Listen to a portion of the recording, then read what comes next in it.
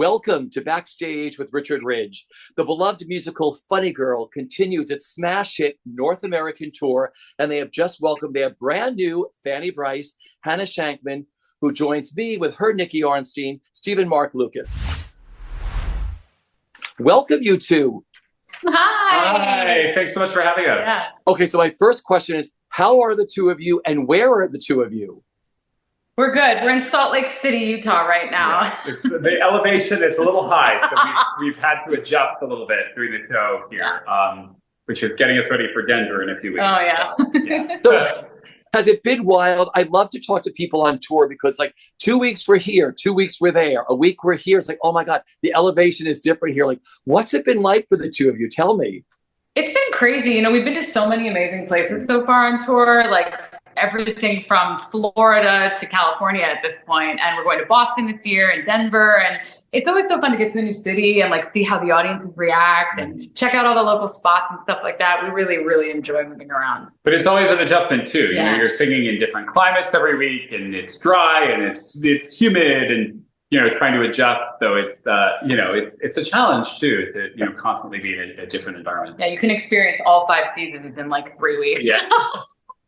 So how excited are the two of you? The Funny Girl tour, I mean, Hannah, you just joined. I mean, how exciting is this? Oh my gosh, I couldn't be more thrilled. Honestly, this is like the role of a lifetime, playing opposite like one of my best friends. It's an absolute honor and thrill.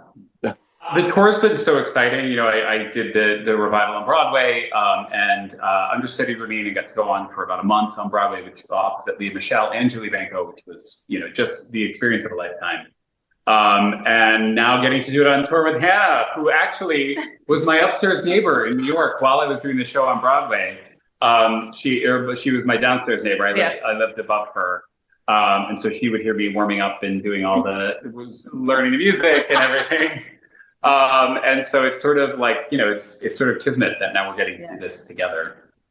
What a full circle moment. I mean, because I was going to say, had you worked together, and I realized you lived in the same building. Yeah, we never worked together, but we like ran into each other in the hallway one day. And we were like, oh, hey, I'm Hannah. Oh, I'm Steven. Oh, yeah. Like somehow it came up that we were actors, that our partners were actors. We were like, how do we not know each other? And then I started hearing him, practicing all the Funny Girl stuff upstairs while I was actually auditioning for the Broadway company, singing all the material downstairs. Yeah.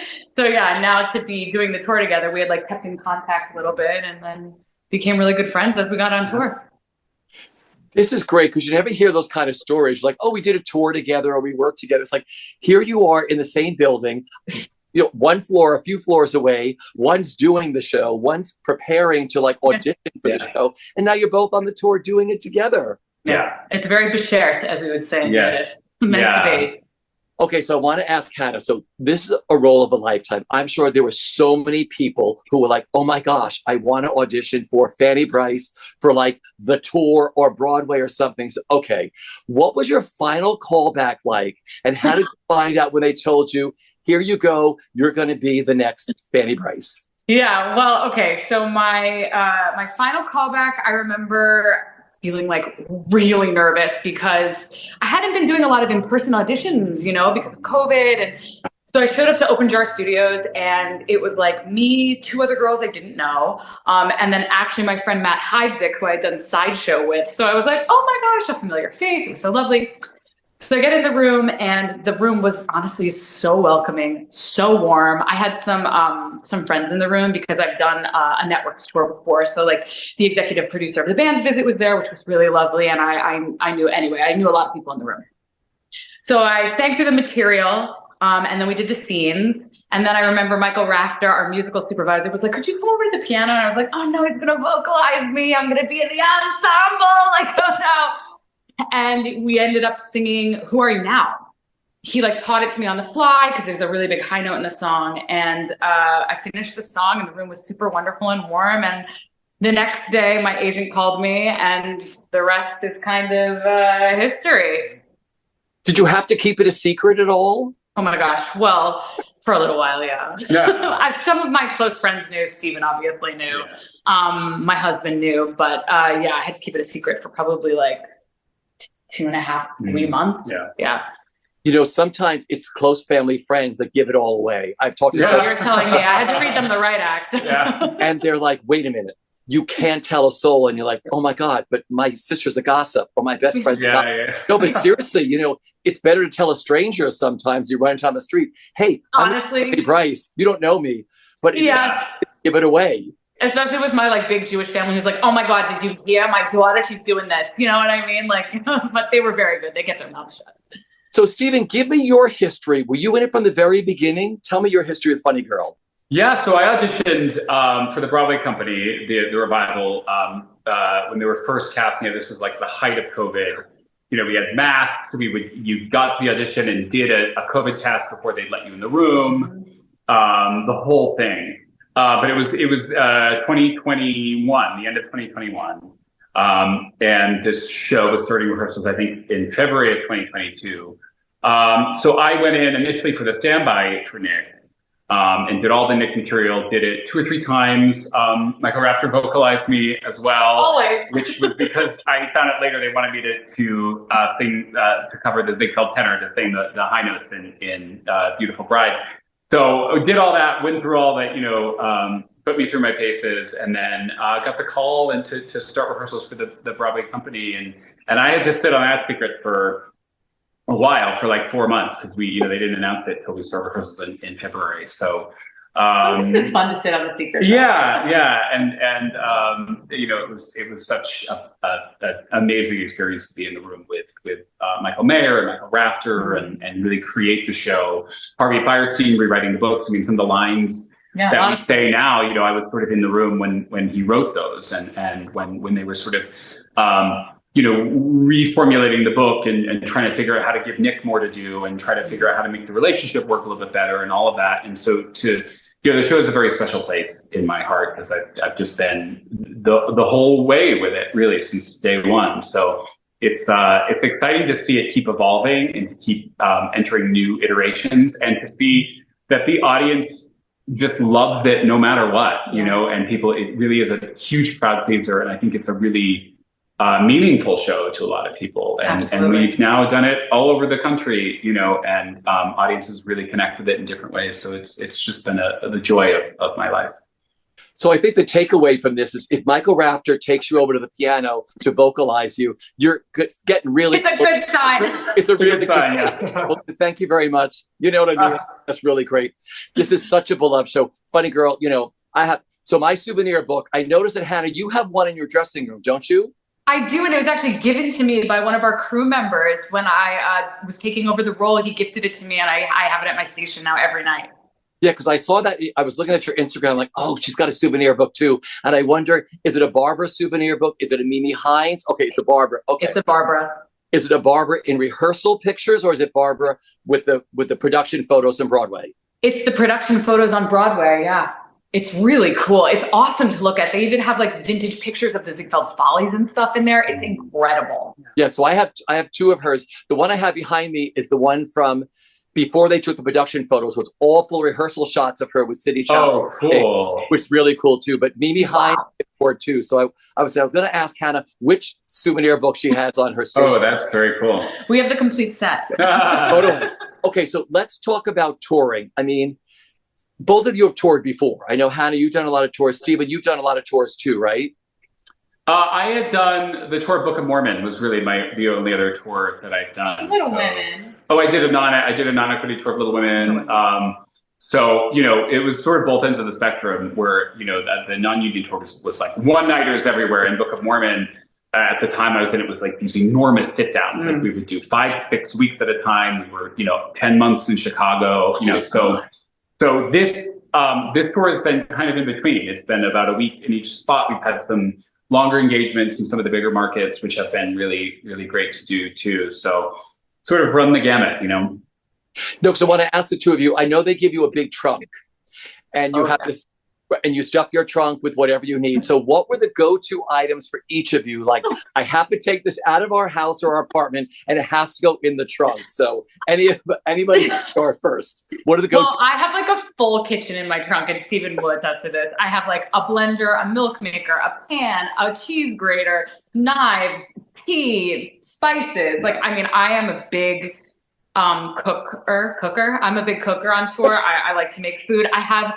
horrible delivery luck. I don't know what is wrong with me, but like, I mean, Steven will laugh at me because it's so true. Like, I'll order a smoothie and it'll take 2 hours, or like I'll order dinner and it'll get left at a different hotel in like a back parking lot. I don't know what's wrong. So I really try to cook all of my food. And then the other thing I have in my trunk is like hordes and hordes of clothing. I'm a fashion girly at heart, so I keep lots of clothing in my trunk.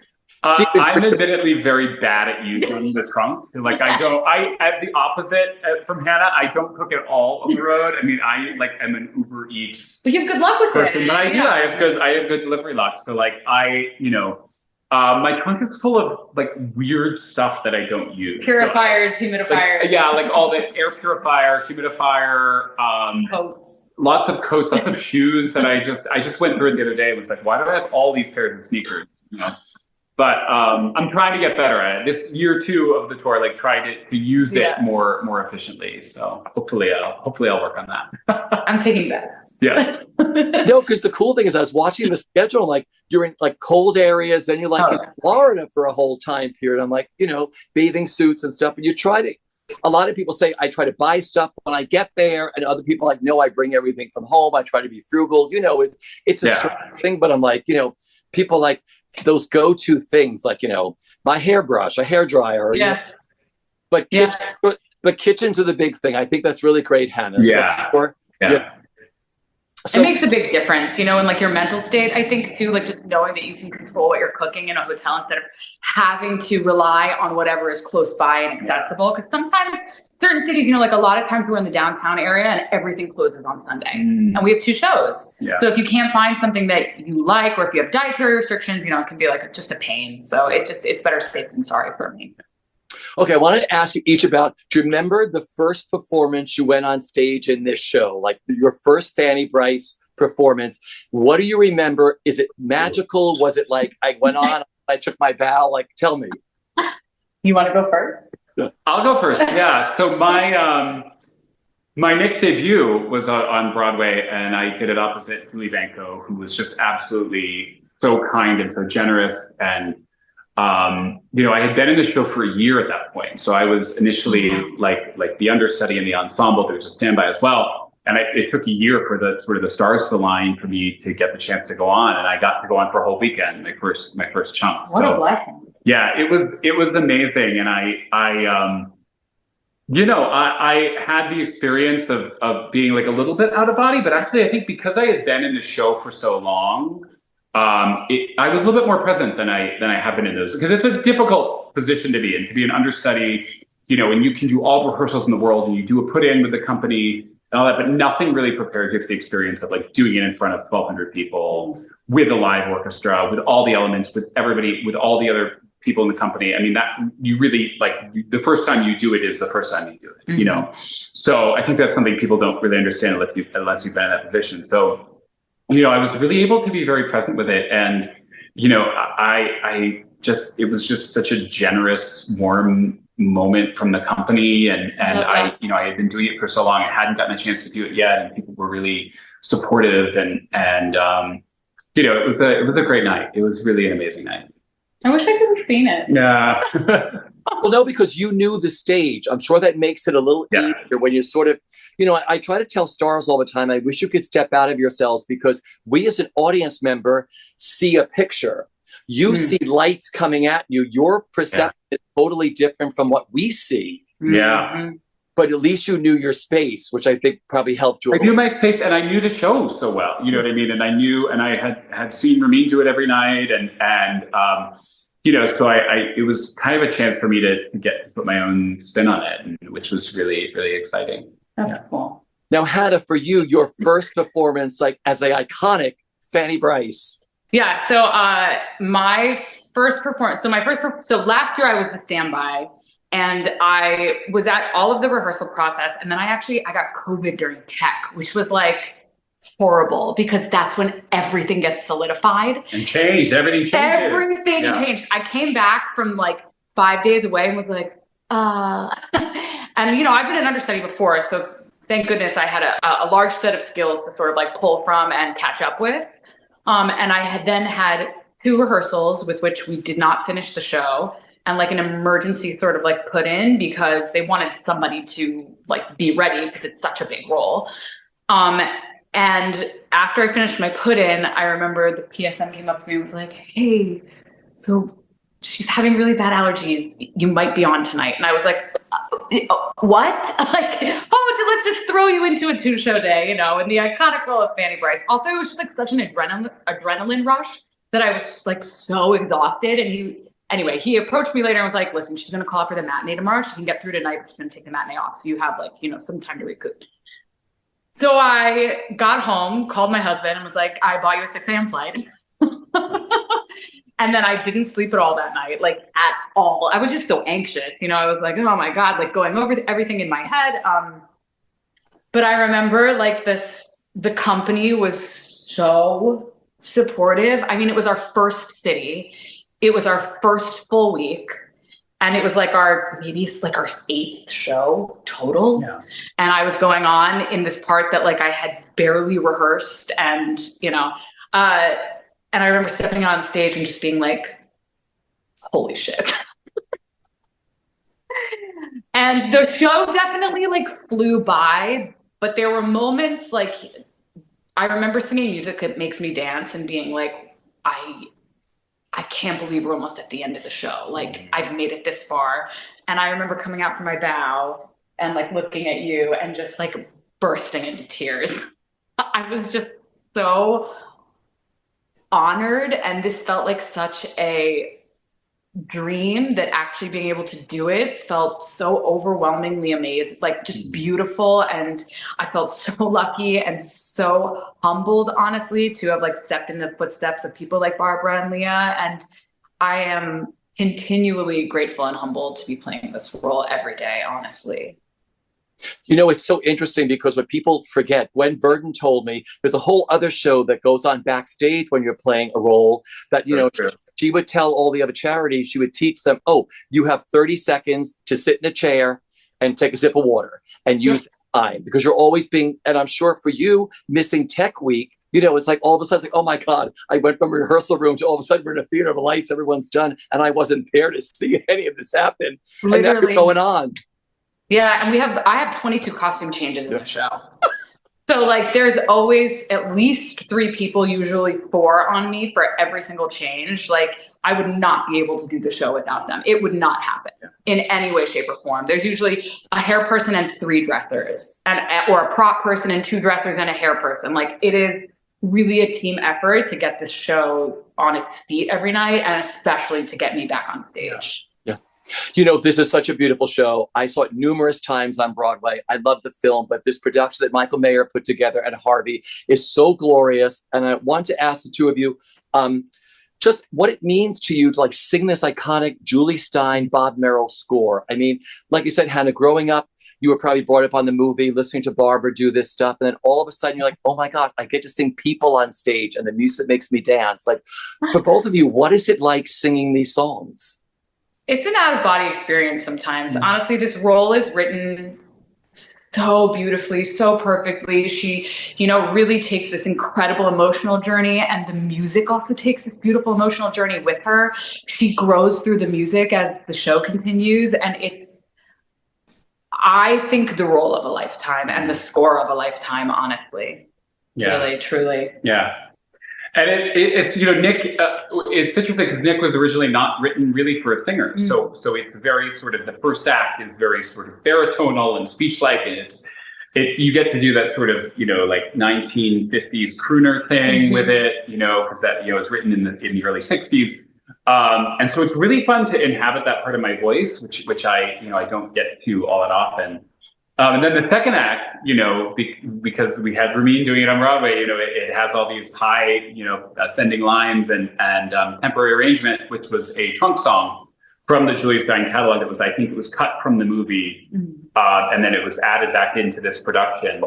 And it's just wild. I mean, that's like, talk about adrenaline. It just sort of like hits, you know, a 10 out of 10, which is really exciting to get to do. And then my favorite song in the show is Who Are You Now, which originally, in the original production, was a solo for Fanny.